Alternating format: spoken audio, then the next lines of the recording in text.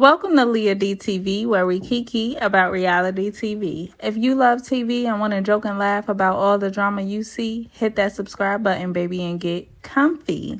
So, today we will be reviewing Ready to Love, season, I don't know, episode, I definitely don't know. But, these people, they're kind of entertaining to watch. I'm really enjoying this. I can't believe we're halfway finished, but I can say with this season, they're actually showing a good amount of dates, so we can really see how people are vibing. You know what I mean? So let's hop right into it. So the men are walking into the gentleman's lounge. Corey is gone, so he won't be playing in my face no longer, and I'm very happy about that. Tommy lets them know that they are halfway through. And Tommy tells them that it's time for them to step up to the plate and hop out of their comfort zone and start dating somebody that they wouldn't necessarily be, their first choice. So, Tommy is talking woo, telling a man all that. And he gets up and his closing joke is that Cornelius got on his mustard shirt today. And next time he'll have on ketchup. Okay, so we see Walter meeting Zadia to get some, petties and metties, really just pedicures. And they start cracking on each other's feet and asking about family. I was just like, okay, that's a way to start off the date. One thing about Walter, he could hold a conversation. Like, he's a good talker. And, he don't talk about shallow surface stuff. He really could get deep with it. Zadia says that white toes get you chose, period, sis. I keep a white toe in my sandals. Keep a couple white toes in my sandals, period. So, I definitely don't see it for them, though. I don't know what it is. They both gave me like homie vibes. I definitely couldn't see them together. So, that was a waste of time, but I guess. Walter said that, white toes get you chose, but the woman chooses the man. So you gonna choose me? And she was like, sorta, kinda. I was like, oh God, move on. Come on with the episode. So then we see Sabrina and Shawn. They go out and Sabrina sits down. She starts talking a little Korean to him, and they get a little playful with the chopsticks. It was cute and whatnot. Sabrina brings up her 9-year-old, right? And then Shawn asks, are you done having kids? She says yes. Shawn is kind of set back about this because he wants more kids. He had this conversation with Aisha, and that's the reason he kind of backs off from Aisha a little bit, because she said she was done as well. So he's kind of beating around the bush. I don't know what he said exactly to her, but she was looking at him like, so what do you want to do? And she ultimately asks, well, what do you want? And he was like, well, right now I want you. Smooth, Shawn, smooth. Because you was about to lose her. She was about to go back to the women's lounge and tell them, he playing games. Sabrina seems like she doesn't like to be not chosen. So ultimately they end the date with him asking for a second date. Shawn is kind of in a crossroads, I feel like, in his life, because he's older, right? And he's very mature. And he's wanting to have kids very much so later in life. And I feel like most women his age have already had children and have majority of the time decided to stop having children. So he'll probably have to be with someone younger than him and just ready to do the dang as far as children. But I don't really see, because he's so mature, I don't know. I don't see any of the women there really fitting his, I don't know, maybe Moomin or Zadia, but the women he going out with, like him and Sabrina look good together. But the things he want, I think, kids might not be in his future. You just got to choose, sir. Either you want somebody on your level, age-wise and mentality-wise, or you're just going to be with someone much younger, because women biological clocks is different. So it'll be interesting to see if and who he ends up with. So moving on, we see Phil. He goes out with Aisha. Aisha sits down and she's like, she loves cooking. She loves to cook lobster. I need to go over her house. And, they get deep. Aisha said her and Phil talk on the phone all the time, so she's not really opposed to getting vulnerable with him. So Phil asks Aisha, does she want kids or is she finished, because he's been hearing different things. Aisha shared that she feels like Phil is a safe place and it's okay for her to express what she wants to express. So she shared that she almost lost her 2 kids that she has, and she doesn't really have an easy time carrying children. So if she were to get with a new husband who doesn't have any kids, she would somewhat feel like a failure, even though she wouldn't be, if she couldn't give him the kids that he desired to have. I really appreciated her being so open and honest. I really like Aisha. She's just like a breath of fresh air.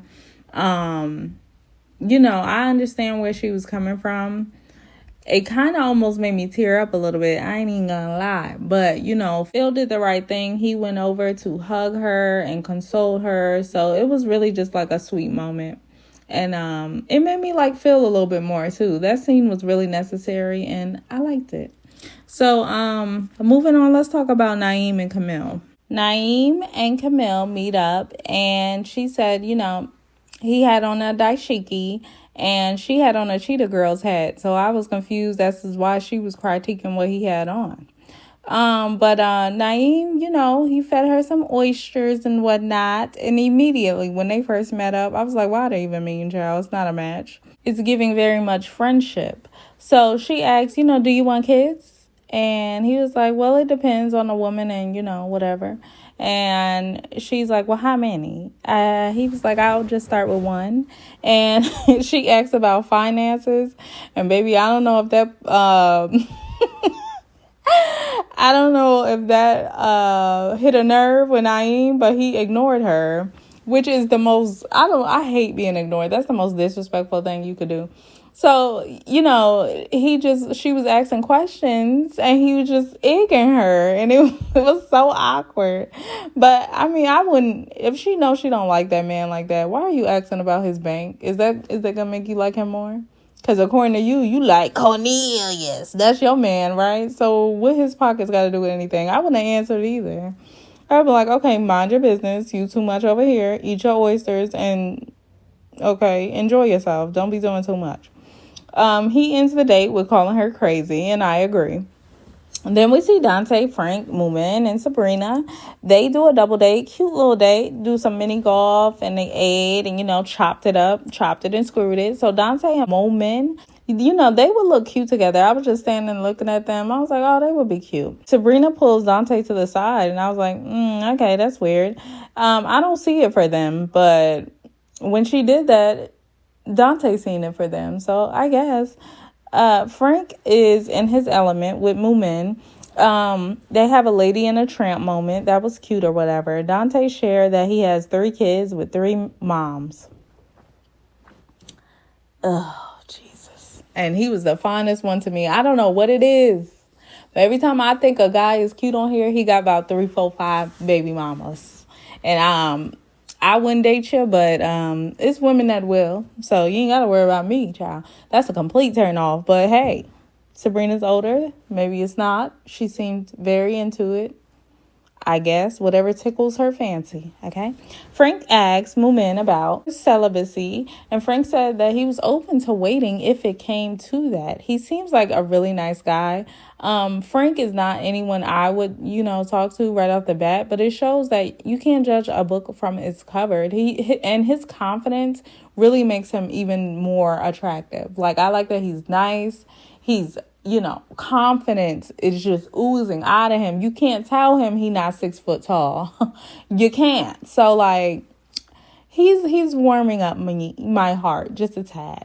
So then we see Shawn and Tasia, and they go on the date. They begin talking about religion and family and whatnot, and she wants children, and Shawn likes that because y'all know he wants children, but it's not a match. He looked better with Sabrina. They vibe better with Sabrina.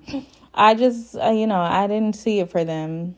Their date was flirty and cute or whatever, but he's too mature for her. So that's what I'm saying. Like I said earlier, he's either going to have to be with someone much younger than him, and then it's that difference, Or, I just don't know. I would choose happiness. If I'm older and the women I'm attracted to are older and they no longer want kids, then maybe kids ain't in the future for me. You know what I'm saying? Like, I'm not going to be with nobody just to get them pregnant so I can have some kids. No, man. No.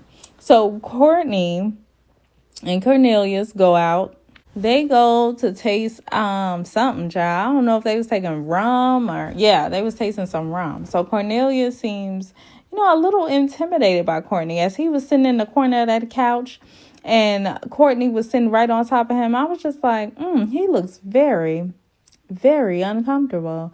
Cornelius said she's trying to wait to have sex and Courtney ain't trying to hear all that.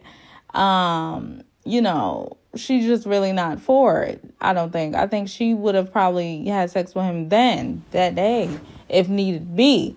So it's just two different levels. As he was asking her about waiting, she's rubbing the inside of his thigh. So it's not giving I respect your boundaries.